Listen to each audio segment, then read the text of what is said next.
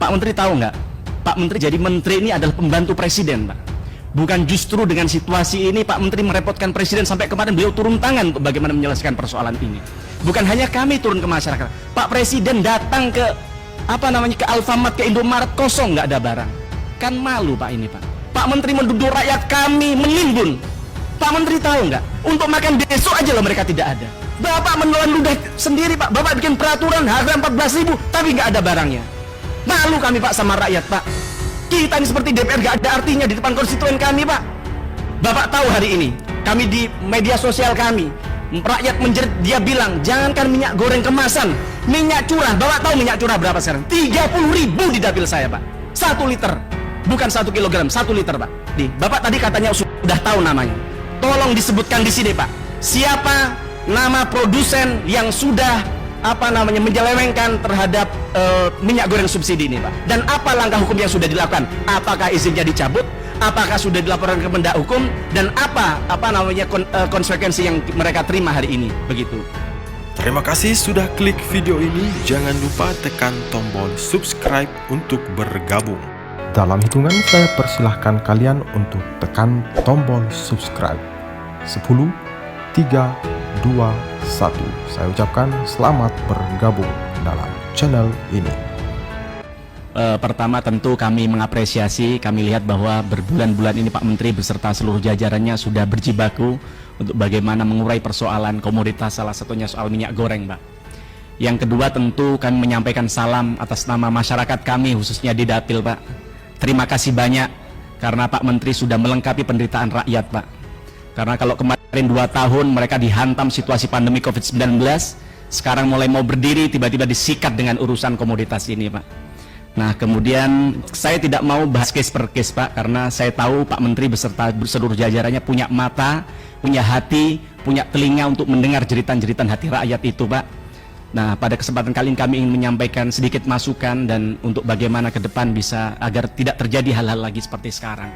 Karena jujur saja Pak Menteri, kami tadi panjang lebar A sampai Z Pak Menteri menyampaikan kita sudah nggak percaya, Pak.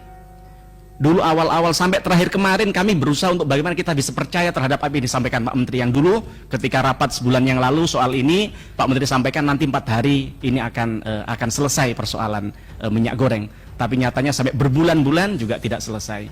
Artinya Pak, harapan kami kali ini kami tidak percaya sama Bapak. Harapan kami besok Bapak bisa kembalikan kepercayaan kami, kepercayaan publik terhadap Pak Menteri. Nah, pada kesempatan kali ini Pak, kami ingin menyampaikan beberapa evaluasi. Yang pertama Pak, kami melihat bahwa Kementerian Perdagangan ini masih seperti macan ompong, Pak. Tidak ada harga dirinya bukan hanya di mata rakyat, tapi juga di mata produsen minyak goreng begitu, Pak. Kalau kita lihat sejak Januari sampai hari ini kalau kita hitung sudah 6 permendak dikeluarkan, tapi tidak ada satupun yang berimplikasi positif terhadap kesejahteraan rakyat begitu. Soal ini adalah minyak goreng begitu, Pak. Kemudian kami melihat bahwa pemerintah dalam hal ini Kementerian Perdagangan gagal dalam memproteksi rakyat kita dari persoalan komoditas salah satunya minyak goreng ini, Pak. Nah, maka harapan kami Pak Menteri bisa menjadi pelajaran harga untuk bagaimana ke depan tidak terjadi hal seperti ini lagi. Pak Menteri tahu nggak? Pak Menteri jadi menteri ini adalah pembantu presiden, Pak. Bukan justru dengan situasi ini Pak Menteri merepotkan presiden sampai kemarin beliau turun tangan untuk bagaimana menyelesaikan persoalan ini. Bukan hanya kami turun ke masyarakat, Pak Presiden datang ke ke Alfamart, ke Indomaret, kosong, nggak ada barang. Kan malu Pak ini, Pak. Jadi harapan kami Pak Menteri tidak lagi merepotkan presiden urusan ini. Kemudian yang kedua, lemahnya koordinasi Menteri Perdagangan dengan stakeholder. Dalam hal ini adalah para pelaku-pelaku industri. Bapak tahu, Bapak setiap mengeluarkan kebijakan, mereka teriak, rakyat teriak, akhirnya tidak ada solusi seperti sekarang ini. Maka harapan kami hal-hal yang positif tadi dilakukan. Yang kedua Pak, kami lihat ketika kami turun dengan waktu itu dengan Pak Enggar, mohon maaf ini bukan soal walaupun kami berbeda partai, kami harus mengakuin sukses story dari Pak Enggar. Waktu itu beliau sampai turun ke Kuli Panggul, Pak, ditanya, kamu berapa biaya panggulnya? Dia turun ke tempat pengemasan, berapa biaya kemasannya? Lalu dihitung dengan biaya produksi berapa, maka dipaksa produsen untuk menjual harga sekian, kalau nggak dicabut izinnya, Pak. Nah, maka harapan kami hal-hal begini dilakukan oleh Pak Menteri Lutfi di era ke depan begitu.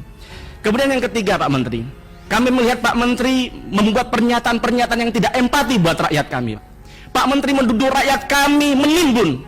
Pak Menteri tahu nggak? Untuk makan besok aja loh mereka tidak ada. Bahkan di data Pak Menteri tadi, Pak Menteri menyampaikan 1,7 lipat tersedia, artinya satu orang bisa dapat 2 liter untuk bagaimana bisa bisa mendapatkan barang. Tapi Pak Menteri tahu nggak bahwa rakyat kita jangankan untuk makan besok, untuk beli minyak apalagi menimbun tidak ada uang, Pak. Nggak mungkin, susah seperti disampaikan Pak Nusron. Yang kedua, Pak Menteri menyampaikan panik buying. Bagaimana kita tidak panik buying? Barangnya nggak ada, Pak. Mau beli uang nggak ada. Pak Oke seenaknya sendiri ngomong di media bahwa dia bilang, oh yang HET nggak ada, tapi yang mahal ada. Bapak menelan ludah sendiri, Pak. Bapak bikin peraturan harga 14.000 tapi nggak ada barangnya. Malu kami, Pak, sama rakyat, Pak.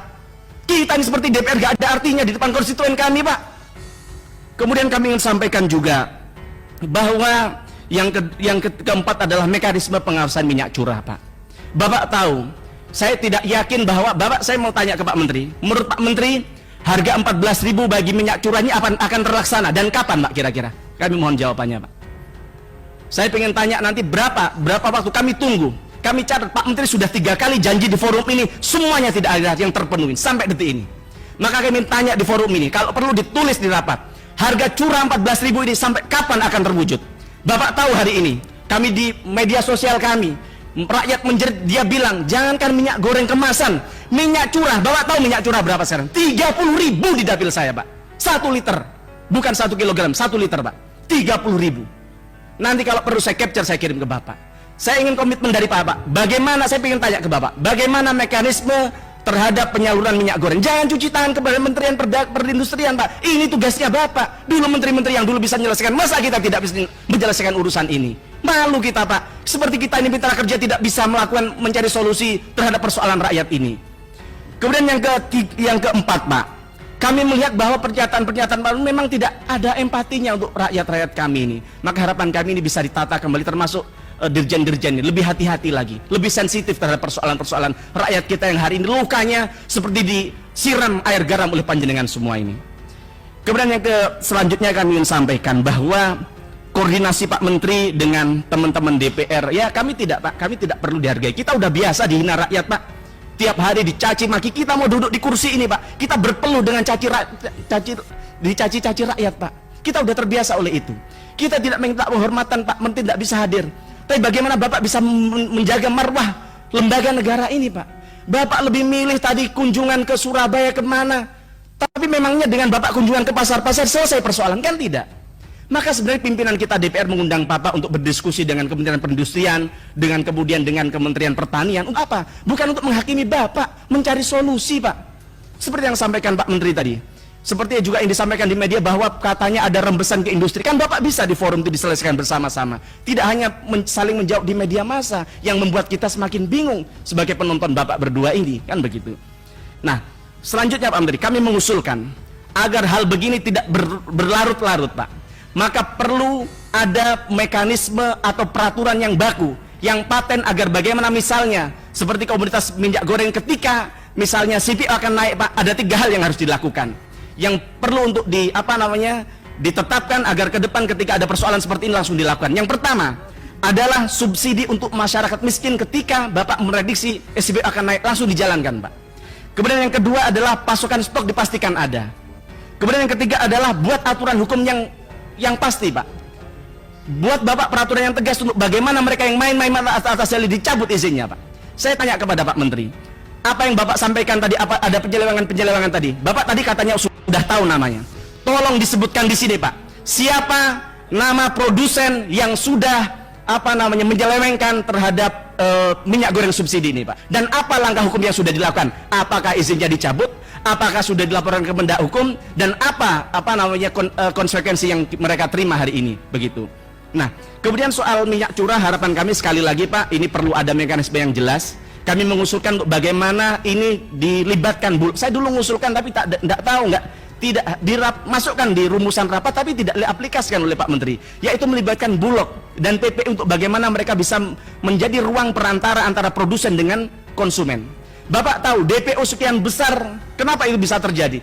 Karena dari mereka ya hanya sekedar catatan buku saja, tapi tidak diaplikasikan ke lapangan. Mereka hanya melalui jaringan-jaringan distributor yang itu mereka atur, mereka bilang dikirim 100 tapi hanya disampaikan 10. Nah, maka harapan kami dengan begitu mereka bisa menjadi Bulog ini bisa menjadi penengah, menjadi perantara antara produsen dengan konsumen, dan juga catatannya lebih jelas, begitu. Mungkin sedikit dari kami Pak, kurang lebihnya mohon maaf. Semoga ini bisa Bapak segera dilaksanakan. Matur nuwun. Assalamualaikum warahmatullahi wabarakatuh.